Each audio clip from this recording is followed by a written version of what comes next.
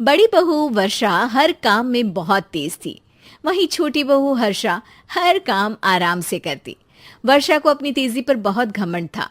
वो बात बात पर हर्षा को ताना मारा करती। एक दिन वर्षा किचन में खाना बना रही होती है और हर्षा से कहती है, देवरानी जी, इतना धीमे धीमे खाना बनाओगी तो लोग भूख से मर जाएंगे। पिछले जन्म में कछुआ थी क्या? मेरा तो पता नहीं, आप बहुत तेज हो। आप पिछले जन्म में घोड़ा थी क्या? वर्षा आराम से चली जाती है। खाना खाने के बाद वर्षा का पति गौतम, हर्षा का पति लोकेश और उनके माता पिता बैठकर टीवी देख रहे होते हैं। तभी सास कहती है, अरे रामायण लगा दो हर्षा। हर्षा धीरे धीरे चैनल बदलती है। जब तक रामायण के चैनल पर पहुंचेगी रावण मर भी चुका होगा। हाँ बेटा हर्षा, जल्दी लगा देना, राम भगवान के दर्शन कर लूं। जी लगा तो रही हूँ। इतना स्लो? सासू माँ इतने में तो अयोध्या जाके राम भगवान के दर्शन कराएंगी। सब वर्षा की बात पर हंसने लगते हैं। वर्षा हर्षा के हाथ से रिमोट लेकर रामायण लगा देती है। हर्षा बुरा नहीं मानती और वो भी हंसते हुए वहां से चली जाती है। एक दिन हर्षा खाना खा रही होती है। तभी वर्षा वहां आके कहती है, अरे कितना धीमे धीमे खा रही हो। इतने में तो शादी में 100 लोग खाना खा लेते। आधे घंटे से खाना खा रही हो तुम। अरे खाने को चबा चबा कर खाना चाहिए। हाँ हाँ, आप तो चबा के भी खाती हो और दबा के भी। अरे आपको मेरे धीरे खाने से दिक्कत है या ज्यादा खाने से?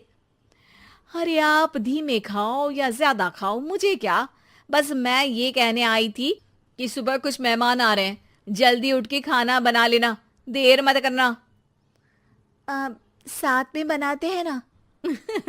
तुम्हारे साथ बनाऊंगी तो स्पीड को 5वें गियर से पहले गियर पर ले आना पड़ेगा।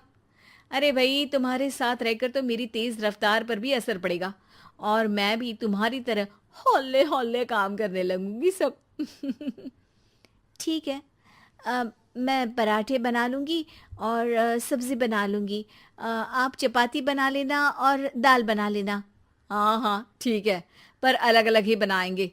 अगले दिन हर्षा जल्दी उठ के काम करने लगती है और वर्षा सुबह उठ के ये सोच के वापस सो जाती है कि काम तो वो तेज कर ही लेती है। अगर थोड़ी देर सो भी जाएगी तो भी हर्षा से पहले तो काम निपटा ही लेगी। हर्षा बेटा, आज भगवान के लिए थोड़ा जल्दी हाथ चलाना। हाँ, मेहमान आने ही वाले हैं। जी हाँ माँ, आटा गूंद लिया है, आलू उबल रहे हैं, पराठे बनाने ही वाली हूँ, फिर सब्जी भी बना लूंगी। इतने में ही वर्षा वहां आ जाती है। माँ जी, मेरा तो आप टेंशन ही मत लो, अभी उठी हूँ, लेकिन देखना खाना फटाफट राजधानी एक्सप्रेस की स्पीड से बना दूंगी। इतने में ही मेहमान आ जाते हैं। आइए आइए आइए, खाना बन ही रहा है, चाय बनवा लेती हूँ पहले आपके लिए। सास किचन में आती है। वर्षा, वो लोग आ गए, चाय बना दे जल्दी से। हर्षा को नहीं बोल रही क्योंकि वो तो सुबह की चाय देने में शाम कर देगी। चाय बन भी चुकी है माँ जी। वर्षा तेज ही नहीं, सबसे तेज है। आप चलिए, मैं चाय लेकर आती हूँ। वर्षा मेहमानों के सामने चाय लेकर जाती है। ये हमारी बहू है वर्षा, तेज वर्षा कहते हैं इसको। हर काम में इतनी तेजी रखती है जैसे मिल्खा सिंह भाग रहा हो। अरे वाह वाह, फिर तो खाना भी जल्दी मिलेगा हमको। हाँ हाँ, आप चाय नाश्ता खत्म कर लेंगे, उसके पहले ही वर्षा जल्दी से स्वादिष्ट खाना भी लेकर आ जाएगी। वादा तो कर लिया जल्दी खाना देने का। आपकी चपाती भी नहीं बनी और दाल भी नहीं उबली। फिर भी तुमसे पहले काम खत्म हो जाएगा मेरा। तुम्हारी तरह नहीं हूं, घड़ी की सबसे पतली सुई की जैसी धीमे धीमे धीमे काम करती हो तुम। बस वर्षा अपने तेज हाथों से दाल कुकर में चढ़ाती है और आटा निकाल के गूंथने लगती है। थोड़ी देर में कुकर की तेज सीटी बजती है और वर्षा का हाथ डोल जाता है। आटे में पानी ज्यादा पड़ जाता है। अरे रे, आटा तो ज्यादा गीला हो गया। वर्षा जब रोटी बेलने लगी तो एक भी रोटी गोल नहीं बन रही थी। कोई रोटी श्रीलंका के नक्शे जैसी थी तो कोई रोटी ऑस्ट्रेलिया के नक्शे जैसी बनती। वर्षा चिढ़ जाती है। कुकर फिर से जोर से सीटी मारता है। सास बाहर से आवाज देती है, वर्षा बेटा, आज स्पीड थोड़ी कम लग रही है। टाइम और लगने वाला हो तो बता दो बेटा। वर्षा को ये बात सुनकर बहुत बुरा लगता है। वो सोचना भी नहीं चाहती थी कि कभी उसकी तेजी पर कोई सवाल उठेगा। वहीं हर्षा धीमे धीमे अपना काम करती रहती है। वर्षा दाल बनाते वक्त भी इतनी घबरा जाती है कि जल्दबाजी में दाल में नमक ज्यादा गिर जाता है।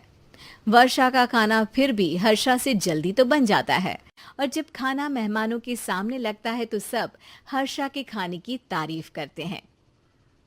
अरे पराठे तो कमाल की बनी है और सब्जी भी। बस दाल में नमक थोड़ा इधर उधर हो गया है। वर्षा को बहुत शर्म आती है और वो नीचे सर करके खड़ी रहती है। तभी हर्षा कहती है, वो ना मैं थोड़ी जल्दबाजी कर गई और नमक ज्यादा हो गया, पर पराठे तो वर्षा भाभी ने ही बनाए हैं, इसीलिए तो अच्छे बने हैं। वर्षा ने कभी नहीं सोचा था कि हर्षा के काम की इतनी तारीफ होगी, लेकिन वो उसका यश वर्षा को दे देगी।